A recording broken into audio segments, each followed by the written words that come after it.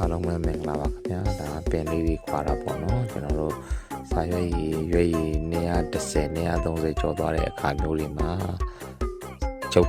ဆက်ကြီးအကြီးဆိုင်ကိုကျွန်တော်ချုပ်လို့များတဲ့အခါမျိုးလေးမှာတို့လိချုပ်လို့ရတယ်ဆိုတဲ့အကြောင်းလေးကိုပြောပြပေးတာပါခင်ဗျာအခုမှစပြီးတော့မိတူလုပ်ငန်းသူတွေအတွက်ဒါဒီနေ့လေးတခုပြောပြပေးတာဖြစ်ပါတယ်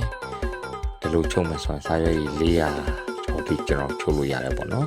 အဲ့တော့ဆိုတော့ပင်နံပါတ်ဆိုင်23 24လို့ဟာမျိုးဆိုရင်ကျွန်တော်တို့ရွေးရည်130ချုပ်လို့ရတယ်